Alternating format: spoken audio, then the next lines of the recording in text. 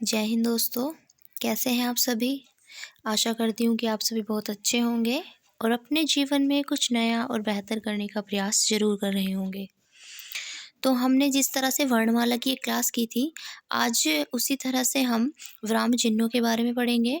और विराम चिन्ह तो आपको पता ही है कि हिंदी के एग्ज़ाम्स के अंदर ये ज़रूर पूछे जाते हैं।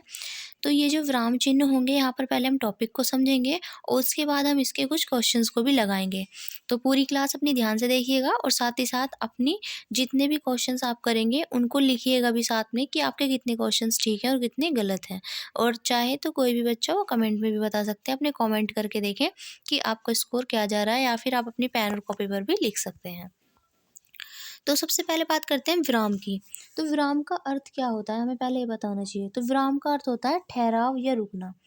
अब देखिए, जैसे मैं आपको पढ़ा रही हूँ, तो जब मैं बोलती हूँ तो मेरे बोलने में आपको नज़र आता होगा कि कहीं पर तो मेरा बोलने का जो सुर है वो थोड़ा ऊपर जाता है, कहीं पर मैं थोड़ा रुक जाती हूँ, कहीं पर पूरा लाइन बोलने के बाद ही रुकती हूँ। तो जब हम बोलते हैं तो उस टाइम तो हम इन चिन्हों का यूज़ नहीं कर सकते। लेकिन जब हम कॉपी या किताब में लिख रहे होते हैं, तो वहाँ पर हमें कैसे पता लगेगा कि हमें कहाँ पर रुकना है, कहाँ पर हमें थोड़ा धीरे रुक के बोलना है, कहाँ पर हमारी बात ख़त्म हो गई है। तो ये सब दर्शाने के लिए ही हम क्या करते हैं, इन चिन्हों का यूज़ करते हैं। तो विराम का अर्थ क्या हुआ, ठहराव या रुकना। जो एक ये हैं जिनका नाम है श्री कामता प्रसाद गुरु, इन्होंने जो बताए हैं विराम चिन्हों की संख्या, इन्होंने बताई है 20 यानी कि 20। और ये आपसे पूछा जाता है कि श्री कामता प्रसाद गुरु के अनुसार विराम चिन्हों की संख्या कितनी है। तो इन्होंने विराम चिन्हों की संख्या बताई है टोटल 20। तो एक साइड हमने लिखे हैं नाम और दूसरी तरफ लिखे हैं हमने विराम चिन्ह की किसका विराम चिन्ह क्या होता है। तो देखेंगे, सबसे पहले है अल्प विराम। अल्प विराम को स्वल्प विराम भी कहते हैं और इसी को आप इंग्लिश में कहते हैं कोमा। तो ये वाला जो साइन आपके सामने बना है ये है कोमा का साइन। फिर दूसरा है अर्ध विराम, जिसे हम सेमी कोलन के नाम से जानते हैं। और सेमी कोलन का साइन होता है ये वाला, एक ऊपर बिंदु होता है और नीचे होता है कोमा, इसको हम कह देते हैं सेमी कोलन। फिर है हमारा पूर्ण विराम। पूर्ण विराम यानी कि फुल स्टॉप। जब हम इंग्लिश में फुल स्टॉप लगाते हैं तो बस ऐसे बिंदु लगा देते हैं ना, लेकिन हिंदी में जब हम फुल स्टॉप बनाते हैं तो हिंदी के फुल स्टॉप का साइन होता है ये वाला। फिर है प्रश्नवाचक चिन्ह, क्वेश्चन मार्क, इसको तो आप सभी जानते हैं, ये है क्वेश्चन मार्क। ये क्या होता है, हमारा क्वेश्चन मार्क का साइन होता है। फिर हम देखेंगे नेक्स्ट, नेक्स्ट है हमारा आश्चर्य चिन्ह या विस्मयादि बोधक चिन्ह। तो ये वाला जो चिन्ह होता है इसे, जिसे हम इंग्लिश में एक्सक्लेमेटरी साइन कहते हैं। तो एक्सक्लेमेटरी साइन, और इसको हिंदी में कहा जाता है विस्मयादि बोधक चिन्ह या आश्चर्य चिन्ह। अभी तो आगे देखेंगे, ये है निर्देशक चिन्ह। निर्देशक चिन्ह होता है किसी चीज़ को निर्देश देने के लिए जिसका हम यूज़ करते हैं। जैसे कि हम कोई वाक्य बोलने वाले हैं तो हम निर्देश देंगे पहले, जैसे मैंने बोला राम, तो राम बोलने के बाद मैं ऐसे लगाऊंगी और फिर बोलूँगी कि रावण तेरी धृष्टता का बदला न लिया तो मैं राम नहीं, मतलब अगर राम ऐसा बोलेंगे तो यहाँ पर जो देंगे उसको क्या दे रहे हैं, राम यहाँ पर निर्देश दे रहे हैं, तो इसलिए यहाँ पर ये निर्देश वाला चिन्ह यूज़ किया जाता है। अब है योजक चिन्ह। योजक चिन्ह जो यूज़ किया जाता है, अच्छा पहले इसका एक नाम और जान लो, योजक चिन्ह को संयोजक चिन्ह भी कह देते हैं। क्या कह देते हैं, योजक को संयोजक चिन्ह भी कह देते हैं। तो योजक या संयोजक जो चिन्ह होता है ये यूज़ किया जाता है। संयोजक चिन्ह ये जब एक ही शब्द को दोहराया जाता है, एक तो हम इसका तब यूज़ करते हैं, जैसे मैंने कहा एक एक, क्या कहा मैंने, एक एक। तो एक एक जब मैं 2 बार दोहराऊंगी तो इसके बीच में मैं जो साइन लगा रही हूँ ना, ये यही होता है योजक चिन्ह।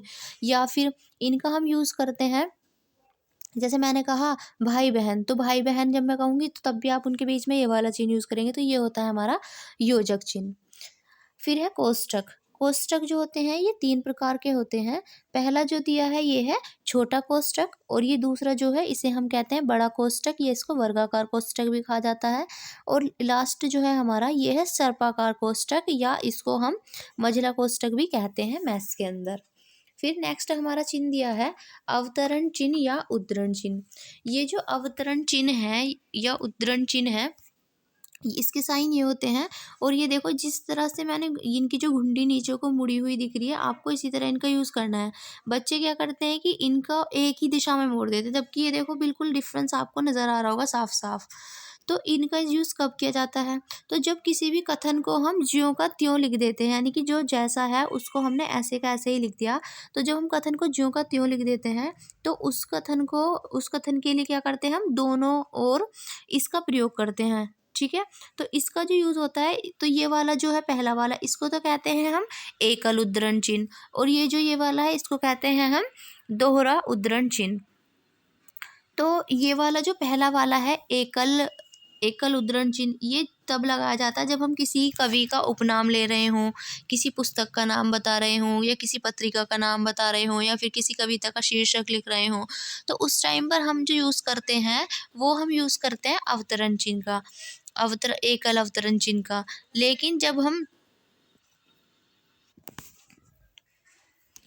लेकिन दोहरा जो चिन्ह है, ये दोहरा उद्धरण चिन्ह, इसका यूज़ हम तब करते हैं जब किसी व्यक्ति या फिर किसी विद्वान के जो वाक्य हैं उनको ज्यों का त्यों लिख दें हम, तो वो जो होते हैं उसमें यूज़ किया जाता है उद्धरण चिन्ह। जैसे मैं कहूँ कि स्वतंत्रता हमारा जन्मसिद्ध अधिकार है, तो ये मैंने लाइन जैसी थी ऐसी की ऐसी ही बोल दी, तो यहाँ पर हम दोहरा उद्धरण चिन्ह का यूज़ करेंगे। लेकिन अगर मैं कहूँ किसी एक कविता का नाम अगर हम लें, किसी फेमस राइटर की, तो वहाँ पर क्या करेंगे, हम एकल उद्धरण चिन्ह का यूज़ करेंगे। फिर है विवरण चिन्ह। ये जो विवरण चिन्ह होता है हमारा, ये यूज़ किया जाता है तब जब हम किसी को कोई जानकारी देते हैं, कोई सूचना या कोई निर्देश देते हैं, तो उस समय हम क्या करते हैं, इस चिन्ह का यूज़ करते हैं। और इस चिन्ह का आपने अपने जब आप क्वेश्चन आंसर लिखते हैं राइटिंग के, तो आप वहाँ पर जैसे प्रस्तावना लिखते हैं या फिर कोई इस तरह से चीज़ें लिखते हैं, प्रस्तावना लिखते हैं, संदर्भ लिखते हैं, कंक्लूजन लिखते हैं, तो वहाँ पर आप इस चिन्ह का यूज़ कर लेते हैं। ठीक है, या फिर पता वता नोट करने के लिए भी इसका यूज़ कर लेते हैं। नेक्स्ट देखेंगे, अब है पुनरुक्ति चिन्ह। पुनरुक्ति चिन्ह का यूज़ हम तब करते हैं जब हमें कोई चीज़ रिपीटेशन में आती है। पुनरुक्ति का मतलब यही है रिपीट रिपीट, तो जब कोई चीज़ रिपीट होती है तो हम उसके लिए करते हैं। जैसे कि मैंने यहाँ पर लिखा एक, और फिर मुझे क्या करना है, इसके नीचे भी मुझे एक लिखना है, तो मैं ऐसे लिख दूंगी। ये वाला जो चिन्ह है, ये जो आपको दिख रहा है, तो मैं इसको क्या कर दूंगी, ऐसे बना दूंगी, तो इसका मतलब क्या है, एक। और अगर मैंने ऐसे बना दिया तो इसके नीचे इसका मतलब क्या है, एक। तो इस तरह से पुनरुक्ति चिन्ह का यूज़ किया जाता है। अब है लाघव चिन्ह। लाघव चिन्ह का यूज़ हम करते हैं, ये शून्य होता है, जैसे कि हम डॉक्टर में यूज़ करते हैं। डॉक्टर देखा होगा आपने, तो डॉक्टर में हम ऐसे कर देते हैं ना, ये। तो ये क्या है, ये है लाघव चिन्ह। और एक बात और याद रखिएगा, ये जो लाघव चिन्ह है, ये लाघव चिन्ह जहाँ मैंने लगाया है नीचे, यहाँ पर यहीं लगता है, लेकिन अगर हम इसको यहाँ लगाते हैं तो ये गलत होता है। हालांकि हम नॉर्मली से यूज़ करते हैं, जबकि ये क्या है, गलत है, ये वाला ठीक होता है। चलिए आगे देखते हैं। तो लाघव चिन्ह क्या है यहाँ पर, ये वाला करेक्ट है, ये यहाँ पर ही लगाया जाता है। अब देखो फिर है लाघव चिन्ह या लोप चिन्ह। लोप चिन्ह का यूज़ हम तब करते हैं जब हमें कुछ बातें छोड़नी होती हैं और आगे कुछ लिखना होता है। तो कुछ बातों को छोड़कर हम जब कुछ आगे लिखना शुरू करते हैं तो वहाँ पर हम इस लोप चिन्ह का यूज़ कर लेते हैं। इसका भी कर सकते हैं और इसका भी कर सकते हैं, दो तरह से हम इसको दिखा सकते हैं। फिर है पाद चिन्ह या रेखांकित चिन्ह। तो रेखांकित चिन्ह जब हमें कोई, मान लिया कोई वाक्य है और मैं उसमें किसी भी शब्द में अंडरलाइन कर दूं और पूछूं कि बताइए ये यहाँ पर क्या है, तो यहाँ पर जो यूज़ किया जाएगा ये वाला साइन, ये होता है रेखांकित चिन्ह। फिर है हमारा नेक्स्ट दीर्घ उच्चारण चिन्ह। उच्चारण चिन्ह, बिल्कुल ये साइन होता है दीर्घ का, तो ये दीर्घ के बारे में बताता है ये वाला चिन्ह। नेक्स्ट है पाद, बिंदु या फिर नुक्ता। नुक्ता जो होता है ये यूज़ किया जाता है चिन्हों के अंदर। जैसे कि आप देखते हैं, हम जैसे कि हम बताते हैं कै, तो जब आप कै शब्द का यूज़ करते हैं तो कै में यहाँ आपको ऐसे दिखता होगा का, तो कै में जो नीचे बिंदु लगा है ये है नुक्ता, इसे हम नुक्ता कहते हैं।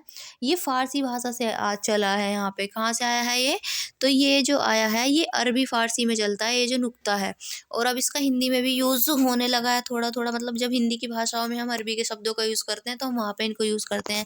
जैसे कि मैंने लिखा ज़मीन, क्या लिखा मैंने, ज़मीन, तो ज़मीन में ज़ै में क्या लग जाएगा, यहाँ पर नुक्ता लग जाएगा। मैंने लिखा खौफ, क्या लिखा, खौफ, तो खे में भी यहाँ पे क्या लगेगा, नुक्ता लगेगा। खौफ में, ठीक है। तो कै, खे, जै, फै ये ऐसे अक्षर होते हैं, इनमें नुक्ते का यूज़ किया जाता है जिसे हम पाद बिंदु भी कहते हैं। नेक्स्ट है हमारा हंसपद या त्रुटिबोधक भी कहते हैं इसको, और इसको विस्मरण चिन्ह भी कहते हैं। जब हम कुछ लिख रहे होते हैं और लिखते लिखते जब हम कुछ भूल जाते हैं तो उस समय हम यूज़ करते हैं इस चिन्ह का, जिसे हम कहते हैं त्रुटिबोधक चिन्ह या विस्मरण चिन्ह या हंसपद के नाम से भी इसको जानते हैं। और इसको हम काकपद भी कहते हैं। क्या कहते हैं इसको?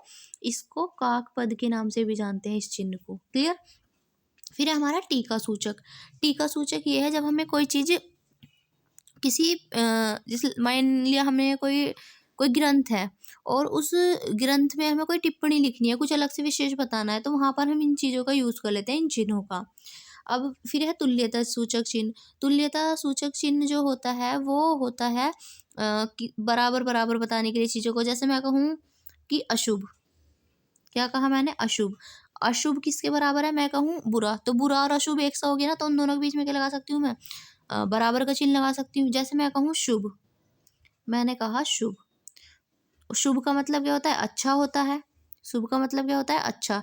तो ये दोनों बात क्या है? बराबर। तो ये तुल्यता सूचक चिन्ह जो है इस तरह के शब्दों में आता है और इसी को कहते हैं तुल्यता सूचक चिन्ह। फिर है हमारा लास्ट समाप्ति सूचक चिन्ह। ये जब लगाया जाता है जब हम किसी भी विवरण या किसी भी अनुच्छेद का समाप्ति की ओर जाते हैं, तो हम यहाँ पे क्या लगा देते हैं? इन चिन्हों का यूज़ करते हैं। चाहे तो हम इसका, चाहे तो हम इसका भी करते हैं। लेकिन आप जब पेपर देते हो स्कूल के अंदर एग्जाम्स होते हैं तो उसमें ज़्यादातर आपने ये वाला चिन्ह बना हुआ देखा होगा। तो ये जो होता है ये समाप्ति सूचक चिन्ह होता है। फिर देखिए यहाँ तो जो कामता प्रसाद गुरु जी हैं उन्होंने तो 20 प्रकार के माने थे। लेकिन ये जो उपविराम है ये आपसे बहुत पूछा जाता है कि उपविराम या फिर इसी को हम अपूर्ण विराम कहते हैं, इसका चिन्ह क्या होता है? तो उपविराम या अपूर्ण विराम का चिन्ह ये होता है जो आपके सामने यहाँ पर लिखा हुआ दिख रहा है। क्लियर है? चलिए तो अब आगे बढ़ते हैं। तो अब आपने ये पढ़ लिए और अब हम करेंगे इसके कुछ क्वेश्चंस को। तो क्वेश्चंस आपको बड़े ही ध्यान से बताने हैं और करने हैं। तो फर्स्ट क्वेश्चन है, निम्नलिखित वाक्यों में से कौन सा वाक्य विरामादि चिन्ह की दृष्टि से शुद्ध है? विरामवादी की दृष्टि से हमें यहाँ पर शुद्ध बताना है कि कौन सा है। अब देखिए यहाँ पर तो पहला दिया है इन्होंने, क्रोध चाहे जैसा भी हो मनुष्य को दुर्बल बनाता है। अब देखिए जब हम कोई बात कह रहे हैं तो यहाँ पर ये वाला ये जो यहाँ पर ये दिया है पूर्ण विराम का चिन्ह, कौन सा दिया है यहाँ पर? ये जो पूर्ण विराम का चिन्ह है ये तो यहाँ पर आना ही नहीं चाहिए भाई, क्योंकि जब हमारी बात अभी पूरी नहीं हुई तो बात पूरी यहाँ हो रही है तो पूर्ण विराम यहाँ आना चाहिए। तो पहला और दूसरा तो आप देखते ही काट देंगे, क्योंकि यहाँ पर इन्होंने शुरू में क्या, यहाँ पर बीच में क्या कर दिया? पूर्ण विराम का यूज़ कर दिया, जो कि यहाँ पर नहीं होना था। अब थर्ड देखेंगे, क्रोध चाहे जैसा भी हो, यहाँ पर थोड़ा रुके हम।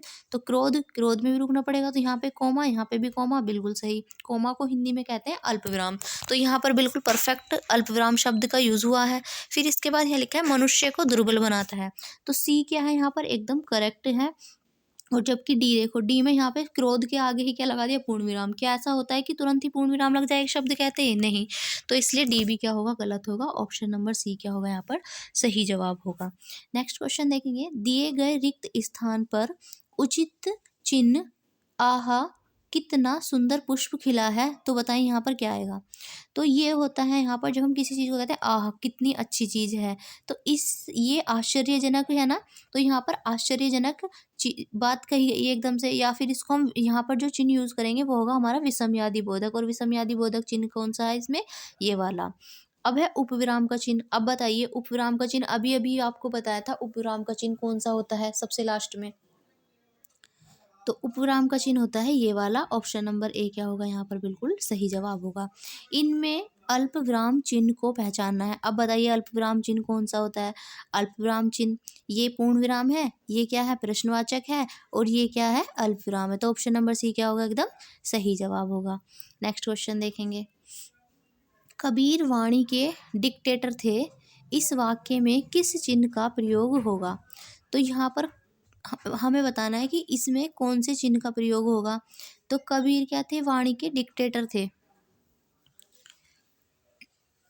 तो यहाँ पर देखिए ये जो बात कही गई है कि वो डिक्टेटर थे, यहाँ पर ना तो हम पूर्ण विराम का यूज़ कर सकते क्योंकि इसमें ऑलरेडी हुआ है, कोष्टक का यहाँ पे कोई यूज़ है नहीं, विराम चिन्ह ये जो यहाँ पे विषमयादि बोधक दिया है इसका भी यहाँ पर कोई यूज़ है नहीं क्योंकि यहाँ पर कोई आश्चर्यजनक बात नहीं कही गई है।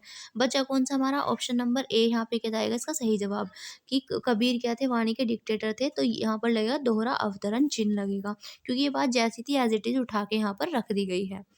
अब नेक्स्ट है, काला गोरा एवं खाना पीना में कौन सा चिन्ह प्रयुक्त हुआ है। तो देखिए काला गोरा और खाना पीना के बीच जो ये जो चिन्ह लगा है ये इसको कहते हैं हम योजक चिन्ह, और योजक चिन्ह का दूसरा नाम मैंने बताया था आपको भी, संयोजक चिन्ह। तो ऑप्शन नंबर ए जिनका भी जा रहा है उनका जवाब एकदम सही है। नेक्स्ट है, छंदों के चरणों की समाप्ति पर कौन सा चिन्ह लगता है। तो जब किसी छंद की समाप्ति होती है तो उस समय कौन सा चिन्ह लगाया जाता है हमें ये बताना है। तो छंदों की समाप्ति पर हम लगाते हैं पूर्ण विराम का चिन्ह। ऑप्शन नंबर सी क्या होगा यहाँ पर सही जवाब होगा। नेक्स्ट फिर हमें दिया है, श्री कामता प्रसाद गुरु ने पाद चिन्ह को किस नाम से के चिन्ह को किस नाम से जाना जाता है। तो पाद चिन्ह का मैंने अभी आपको दूसरा नाम भी बताया था, और इसको हमने क्या कहा था, रेखांकित चिन्ह कहा था, यानी कि रेख कह दो या रेखांकित चिन्ह कह दो। ऑप्शन नंबर बी क्या होगा इसके लिए सही जवाब होगा। नेक्स्ट है, दो विपरीतार्थक शब्दों के बीच किसका चिन्ह लगाया जाता है। तो जब दो अलग अलग शब्दों का हम यूज़ करते हैं तो उसके बीच हम संयोजक चिन्ह लगाते हैं, यानी कि कौन सा लगाते हैं, इस संयोजक को क्या कहते हैं हम बताओ फटाफट से। तो संयोजक को हम कहते हैं कौन सा चिन्ह, बिल्कुल संयोजक कह दो या फिर आप क्या कह सकते हैं योजक चिन्ह भी कह सकते हैं। तो नेक्स्ट है, अब श्री कामता प्रसाद गुरु ने किस विराम चिन्ह का उल्लेख नहीं किया है। तो देखो भाई उन्होंने पूर्ण विराम भी बताया है, प्रश्न चिन्ह भी बताया है, अर्धविराम भी बताया, क्या उन्होंने उपराम के बारे में बताया था ये उपराम होता है, नहीं बताया। तो इसलिए ऑप्शन नंबर डी क्या होगा यहाँ पर सही जवाब होगा क्योंकि उन्होंने इस चिन्ह के बारे में नहीं बताया। अब है हमारा, परिमाणवाचक और रीतिवाचक क्रिया विशेषण में कौन सा चिन्ह प्रयुक्त होता है। तो परिमाणवाचक में और रीतिवाचक क्रिया विशेषण में हमें बताना है कौन सा चिन्ह इसमें प्रयुक्त होता है।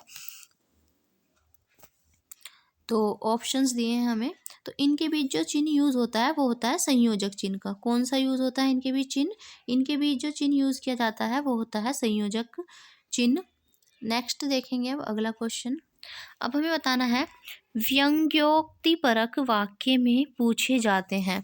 तो जो मतलब व्यंग यानी कि हंसी से रिलेटेड जो वाक्य होते हैं तो उनमें वाक्यों में क्या पूछे जाते हैं, प्रश्न चिन्ह पूछे जाते हैं, संयोजक चिन्ह या फिर विवरण चिन्ह या फिर काकपद, ये हमें बताना है इनमें कौन से चिन्ह पूछे जाते हैं। तो उनमें पूछे जाते हैं प्रश्नवाचक चिन्ह। कौन से चिन्ह पूछे जाते हैं उनमें, तो ऑप्शन नंबर ए क्या होगा इसके लिए सही जवाब होगा। अब है, अपनों से बड़ों को संबोधित करने में किस चिन्ह का प्रयोग किया जाता है।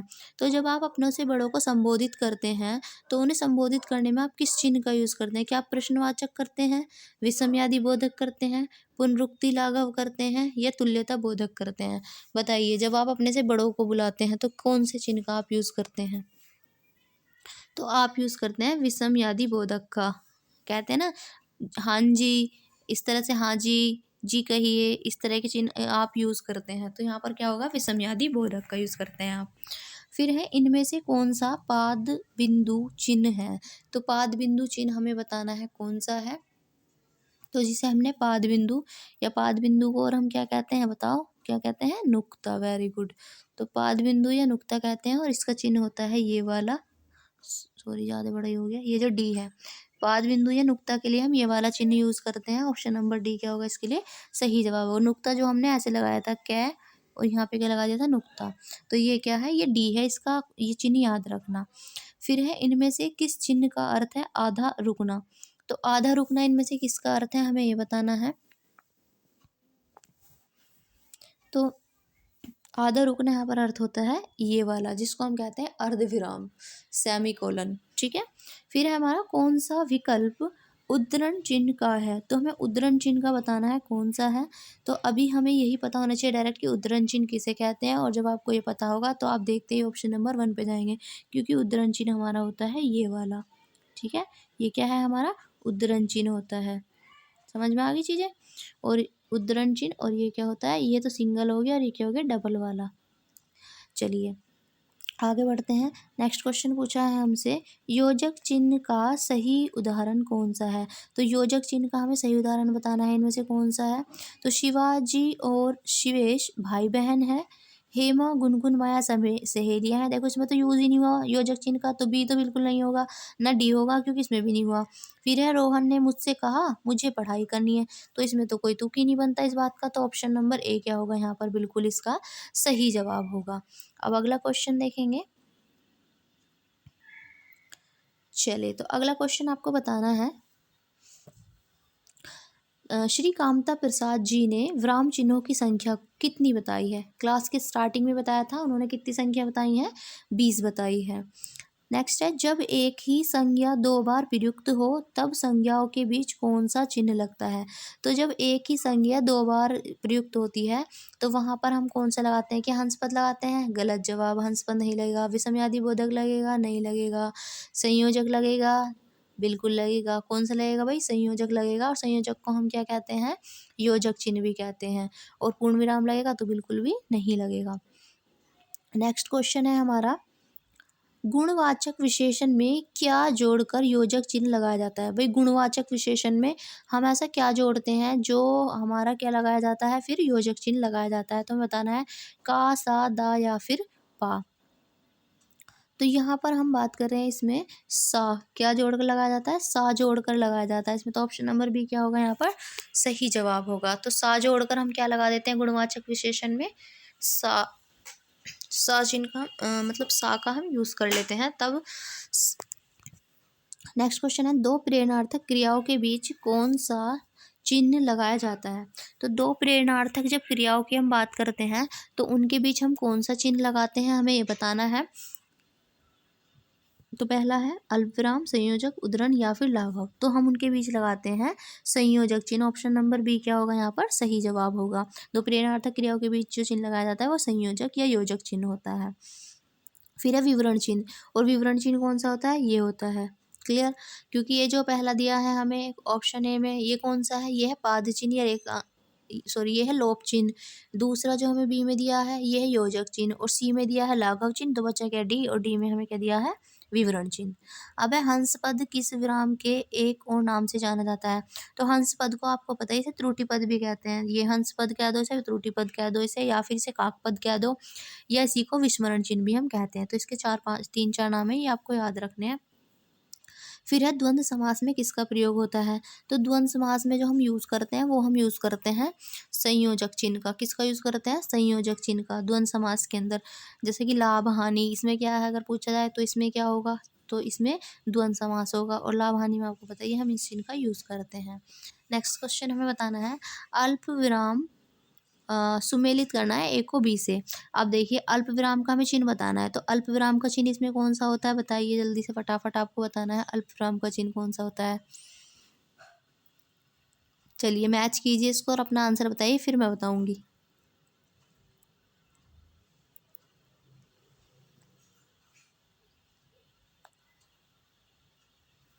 चलिए, तो अल्प विराम का चिन्ह होता है हमारा, फर्स्ट का क्या आ जाएगा? आ यानी कि सेकंड।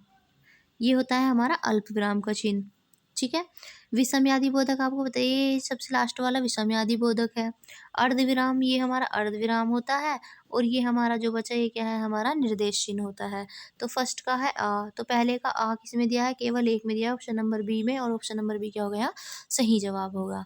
अब नेक्स्ट दिया है, मिश्रित एवं संयुक्त वाक्यों में विरोधावस्था की स्थिति या दशा में प्रयुक्त होने वाला चिन्ह कौन सा है? तो जब हम मिश्रित या संयुक्त वाक्यों में विरोधाभास या विरोधावस्था की दशा में प्रयुक्त जो किया जाएगा उस चिन्ह का हमें नाम बताना है, वो कौन सा चिन्ह होता है। तो इस समय जो चिन्ह यूज किया जाता है ये होता है हमारा अर्ध विराम का। कौन सा यूज किया जाता है?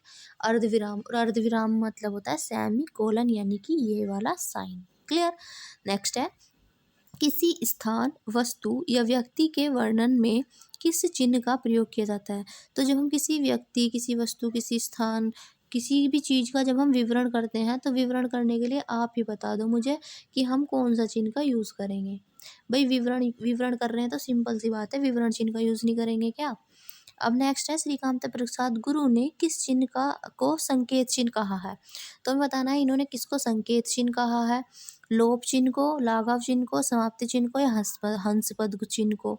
तो कामता प्रसाद जी ने कहा है लाघव चिन्ह को संकेत चिन्ह। तो ये आप याद रखेंगे, लाघव चिन्ह को इन्होंने क्या कहा है, संकेत चिन्ह कहा है। किसने, कामता प्रसाद गुरु ने। अब दीर्घ उच्चारण चिन्ह कौन सा है, तो ये क्या है हमारा दीर्घ उच्चारण चिन्ह होता है। ये हमारा नुक्ता हो गया, ये हमारा तुल्यता वाला हो गया और ये हमारा लाघव हो गया। बचा कौन सा, ये हो गया दीर्घ उच्चारण चिन्ह। नेक्स्ट क्वेश्चन हमें दिया है, बताना है श्री कामता प्रसाद गुरु ने किस चिन्ह को विसर्ग के समकक्ष बताया है। तो हमें बताना है उन्होंने किसको विसर्ग के बराबर बताया है।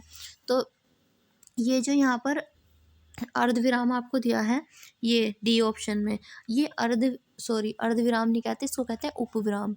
तो उपविराम या अपूर्ण विराम जो है, इसको इन्होंने विसर्ग के बराबर बताया है। नेक्स्ट है उपवाक्यों के पूर्व और पश्चात कौन सा विराम लगता है। तो जब हम उपवाक्य कोई बोलते हैं तो उपवाक्य के टाइम जो हम लगाते हैं चिन्ह, वो होता है हमारा अल्प विराम का। कौन सा लगाते हैं, अल्प विराम का हम यूज करते हैं उपवाक्यों के पूर्व और पश्चात में।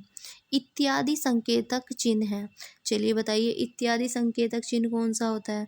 तो इत्यादि के लिए जो हम संकेतक चिन्ह का यूज करते हैं वो होता है हमारा ऑप्शन नंबर ए, क्योंकि ये तो विवरण चिन्ह हो गया, सॉरी ये हो गया हमारा निर्देश चिन्ह जो बी है, और फिर ये नुक्ता हो गया और ये हमारा विषमयादि बोधक हो गया। नेक्स्ट है निम्न में से किसका चिन्ह शून्य होता है। तो किसका चिन्ह शून्य होता है, तो लाघव का क्या होता है भाई, शून्य ही तो होता है, ऐसे तो बनाते हो लाघव चिन्ह। नेक्स्ट है उद्धरण अथवा भाव प्रकाशन तथा व्याख्यावाचन पदों के पहले अपूर्ण विराम के आगे कौन सा चिन्ह लगाते हैं।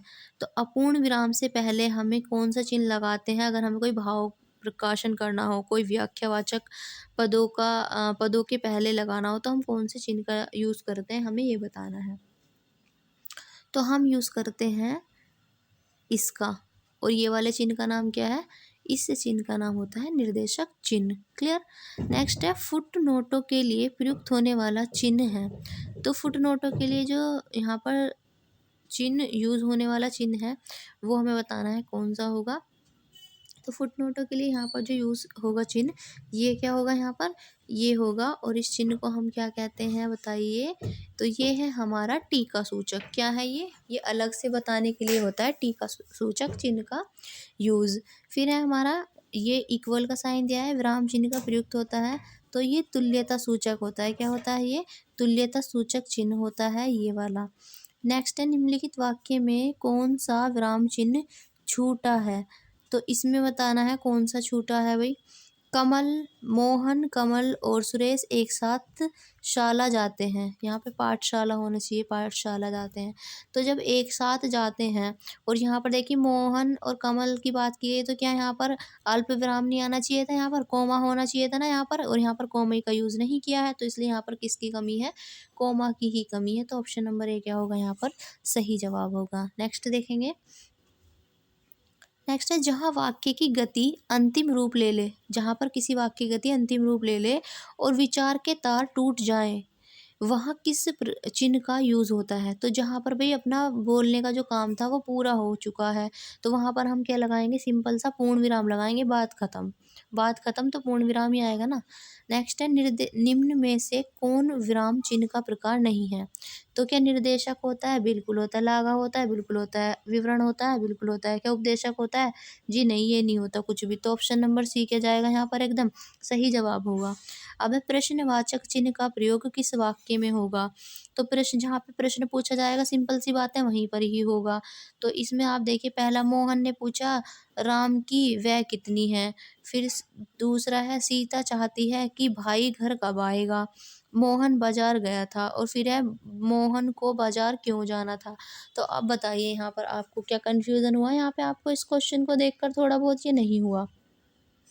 तो इसका जो सही जवाब होगा वो ऑप्शन नंबर क्या होगा, डी होगा, क्योंकि मोहन को बाजार जाना था। यहाँ पर सिंपल सा क्वेश्चन पूछा जा रहा है, और बाकी सब में क्वेश्चन नहीं पूछा जा रहा है कि जिस तरह से क्वेश्चन यहाँ पे पूछा गया है। बस देखो, अगर बी में आप चाहेंगे, सीता चाहती है कि भाई घर कब आएगा, तो ये कोई क्वेश्चन नहीं है यहाँ पर।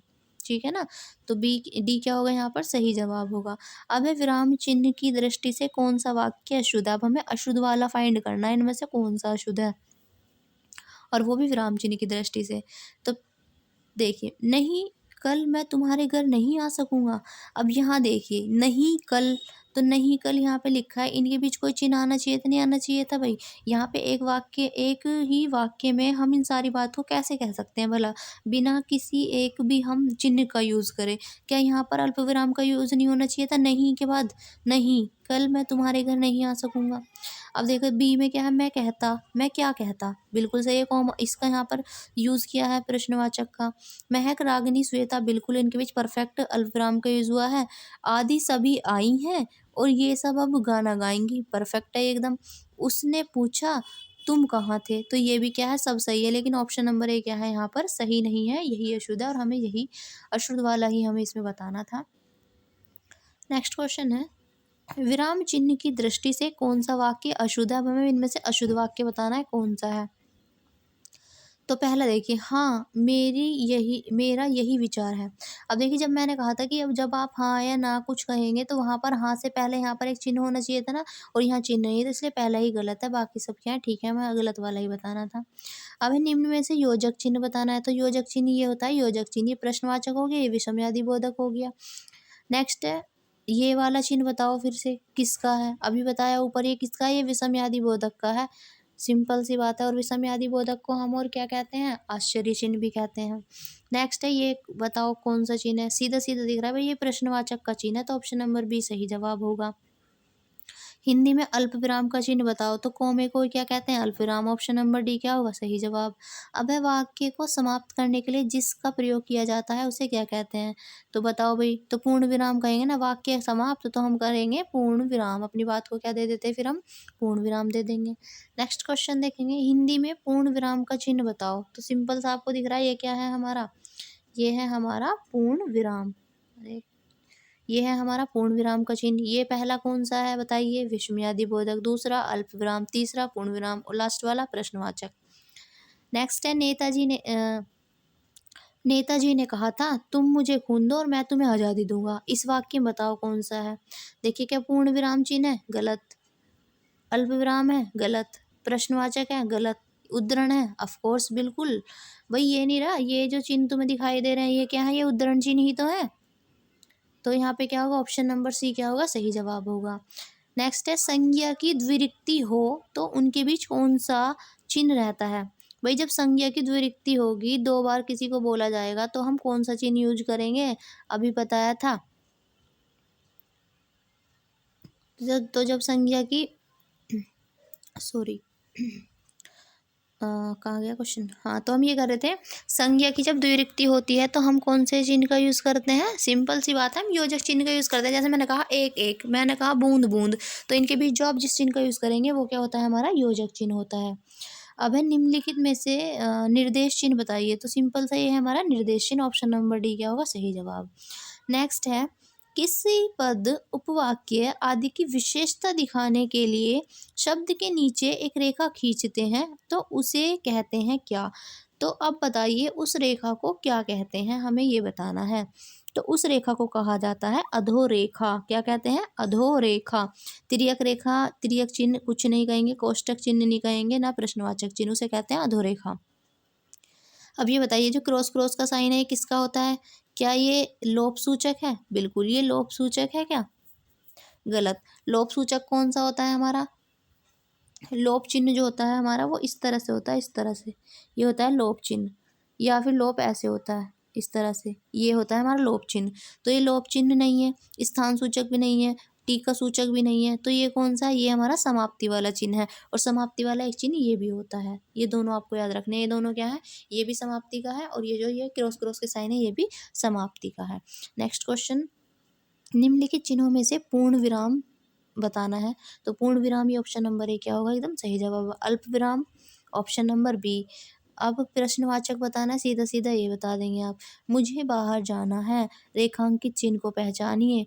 तो मुझे बाहर जाना है, तो यहाँ पर बताना है क्या कौन सा चिन्ह होगा, रेखांकित चिन्ह को पहचानना है इसमें से, तो बताइए क्या इसमें पूर्ण विराम है, अल्प विराम है? अब आप बता दीजिए इसमें कौन सा होना चाहिए आपके हिसाब से।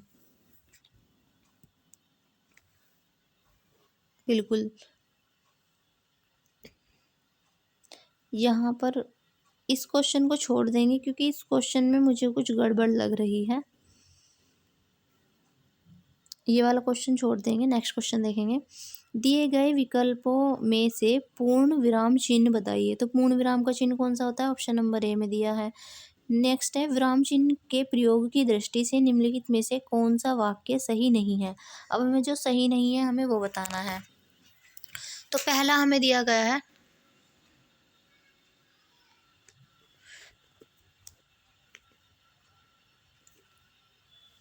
चलिए, तो पहला हमें दिया गया है, वह दूर से, बहुत दूर से आ रहा है। भाई सही है, सही सही जगह लगे हैं कॉमास। फिर है, सुनो सुनो वह गा रही है। अब देखो सुनो सुनो, क्या यहाँ पर एक्सक्लेमेटरी साइन का यूज़ होना चाहिए था या नहीं? होना चाहिए था ना। और यहाँ पे पहला अल्पविराम का भी यूज़ होना चाहिए था, तो इसलिए ऑप्शन नंबर बी क्या होगा यहाँ पर? यहाँ पर ऑप्शन नंबर बी क्या होगा? सही होगा, क्योंकि ये गलत है और जो गलत है हमें वही बताना था। तो सुनो सुनो में क्या आएगा यहाँ पे? देखो जस्ट नीचे वाला दिया है, नहीं नहीं ऐसा कभी नहीं हो सकता। तो इसी तरह से यहाँ पे भी क्या आना था? इसमें भी हमारा अल्पविराम आना था।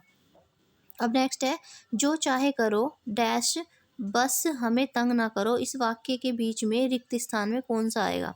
भाई देखो, जो चाहे करो बस हमें तंग ना करो, तो इस वाक्य में हमें बताना है कौन सा आएगा। तो सिंपल सी बात है, इसमें आएगा अर्धविराम। कौन सा आएगा भाई? अर्धविराम, क्योंकि इसमें एक बात कह दी फिर दूसरी बात कही गई है। मतलब बात जो कही गई है वो पूरी बात कहना चाहता है, लेकिन वो बात कैसा कह रहा है? थोड़ा विराम देकर। और जब थोड़ा विराम देते हैं तो तब हम जिस चिन्ह का यूज़ करते हैं वो होता है हमारा अल्प विराम। अल्प विराम हम तभी लगाते हैं जब हम थोड़ा सा विराम देना चाहें अपनी बात को। तो जो हम कहेंगे, जो चाहे करो बस हमें तंग ना करो। तो जो मैं बोलते हुए यहाँ पर रुकी हूँ, तो उसमें अर्धविराम चिन्ह का यूज़ हुआ है। अब देखो नेक्स्ट क्वेश्चन है, लेन देन विरह मिलन जड़ चेतन आदि शब्द युग्मों के बीच किसका यूज़ किया जाना था? भाई कौन से चिन्ह का? तो सिंपल सी बात है, यहाँ पे हमें योजक चिन्ह का यूज़ करना था। कौन से चिन्ह का? योजक चिन्ह का हमें यहाँ पे यूज़ करना था। नेक्स्ट है, हंस पद विराम चिन्ह का प्रयोग होता है। तो हंस पद हम जब करते हैं, जब हमसे कोई अक्षर छूट गया तो हम इसको नहीं लगाते हंस पद को। तो वाक्य को पूरा करने के लिए नहीं, संकेत देने के लिए नहीं, अर्थ स्पष्ट करने के लिए नहीं, लिखने में अक्षर छूटने का संकेत देने के लिए बिल्कुल, यही जवाब होगा। संयोजक चिन्ह का प्रयोग किसमें करते हैं? तो संयोजक चिन्ह का यूज़ हम किस में करते हैं? भाई समासिक पदों में करते हैं। बिल्कुल भाई, मैंने तुमसे कहा था, मैंने कहा दिन रात। क्या कहा मैंने? दिन रात। दिन रात में बताओ कौन सा समास है? तो इसमें तुम कहोगे द्वंद्व समास है जी। तो जब द्वंद्व समास है तो इसमें क्या हम संयोजक चिन्ह का ये यूज़ नहीं कर रहे हैं यहाँ पर? बिल्कुल कर रहे हैं, तो बिल्कुल होगा। पुनरुक्त में होता है, भाई अगर मैं किसी शब्द को दोबारा लिखूँ, ऐसे लिखूँ एक एक, तो क्या मैं इसका यूज़ नहीं करूँगी? बिल्कुल करूँगी, तो यहाँ पे भी होगा। युग्म शब्द में, भाई जब हम लिख रहे हैं दो दो, भाई युग्म वाले शब्द लिख रहे हैं ना, तो दो दो लिखा है, कुछ भी इस तरह के शब्द लिखे, तो इन सब में हम योजक चिन्ह का यूज़ करते हैं। तो इसलिए ऑप्शन नंबर डी क्या होगा? यहाँ सही जवाब होगा। अब है, दो विपरीत शब्दों के बीच कौन सा विराम चिन्ह लगता है? तो बिल्कुल योजक चिन्ह लगता है दो विपरीत शब्दों के बीच। है दिन रात, लाभ हानि, ऊपर नीचे। माता पिता दोनों प्रसन्न थे। इस वाक्य में माता पिता के मध्य कौन सा चिन्ह लगा है? बिल्कुल, ये भी कौन सा चिन्ह है? हमारा योजक चिन्ह है, जिसे हम संयोजक चिन्ह भी कहते हैं। तो यहाँ तक की क्लास आपको समझ में आई? तो बस आज के लिए इतने ही क्वेश्चंस थे क्लास के अंदर। कल फिर मिलते हैं एक नई क्लास के साथ। तब तक के लिए अपने ध्यान रखिएगा। Bye bye and take care all of you.